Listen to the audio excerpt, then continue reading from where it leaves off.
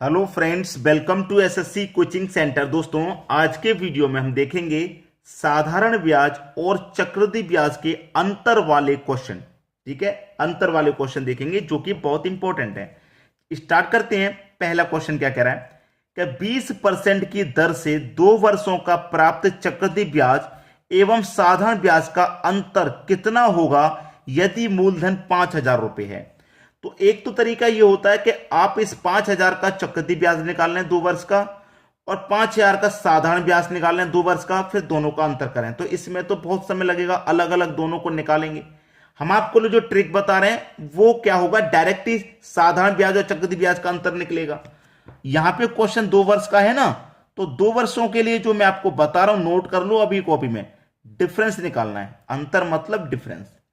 Difference बराबर P R का square बटे में 100 का स्क्वायर।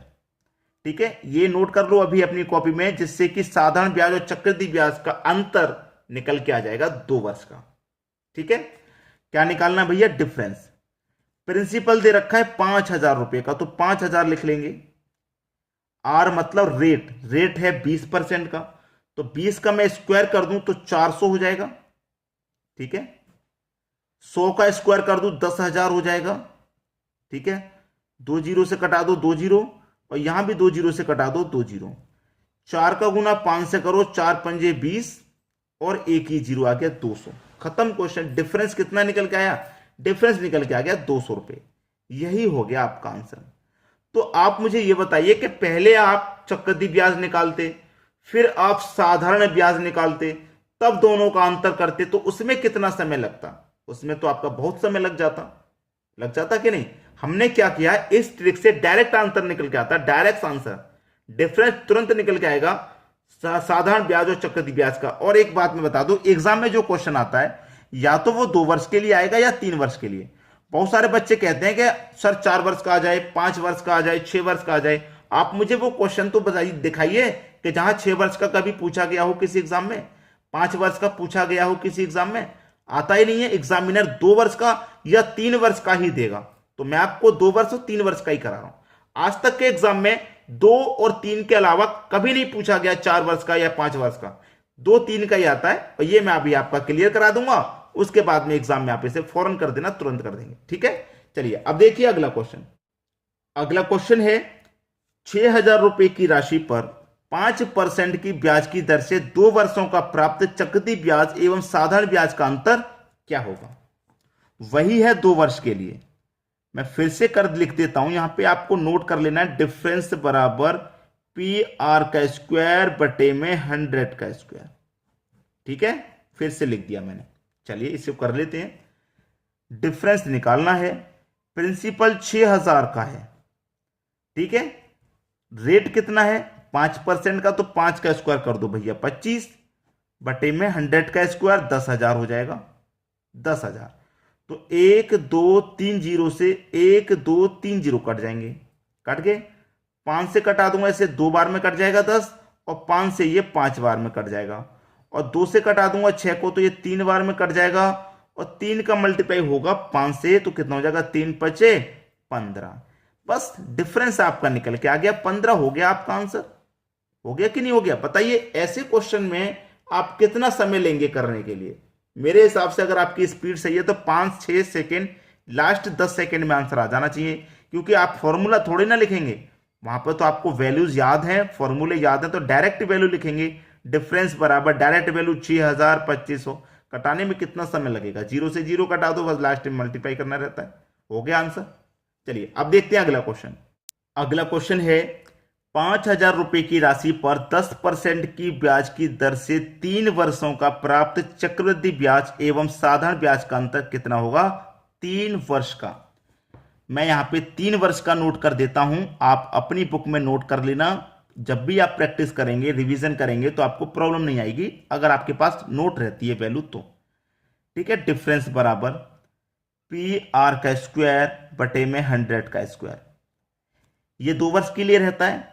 अब 3 वर्ष के लिए इसमें थोड़ा सा काम और कर देना है कि 300 प्लस आर बट्टे 100 ऐड कर देना है। अब ये बन गया 3 वर्ष के लिए।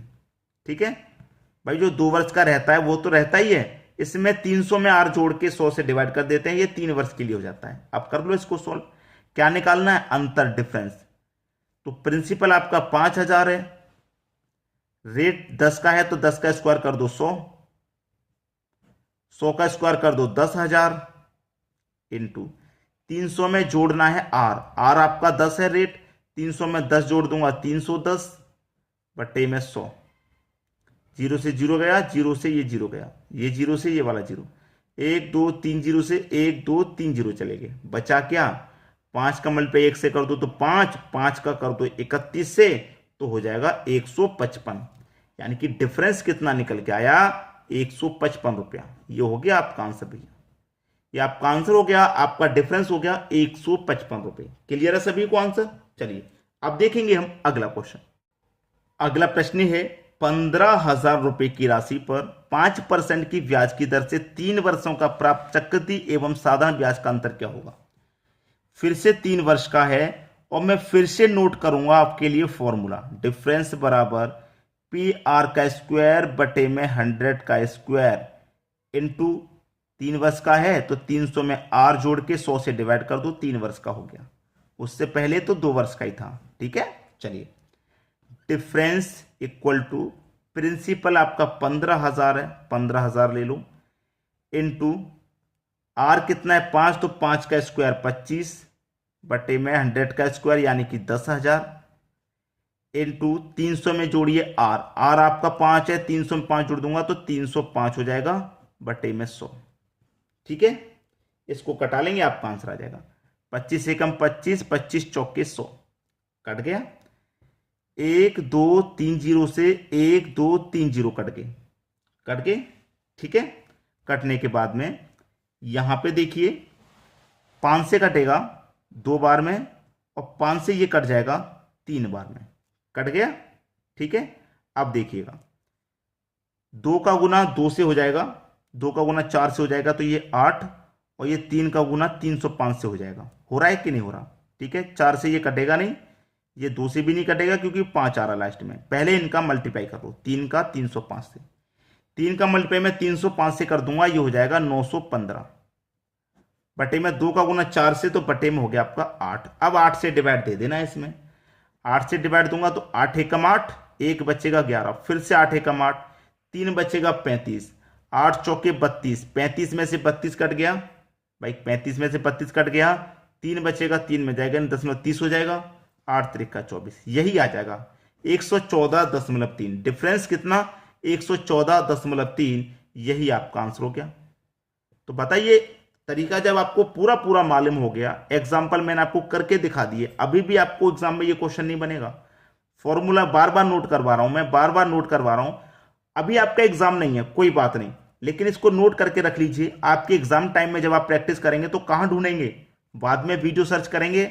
इससे अच्छा है कि आपके पास जब नोट्स बने होंगे तुरंत कॉपी पे नोट कर लिया करो ये क्वेश्चन, फिर खुद से करके देखिए फ्री टाइम में। अपने हाथ से एक बार प्रैक्टिस जब हो जाती है तो और दिमाग में अच्छे से सेट हो जाता है, ये बात आप जानते हैं। इसलिए प्रैक्टिस हमेशा करते रहें। तो आज की वीडियो में इतना ही, बहुत बहुत धन्यवाद।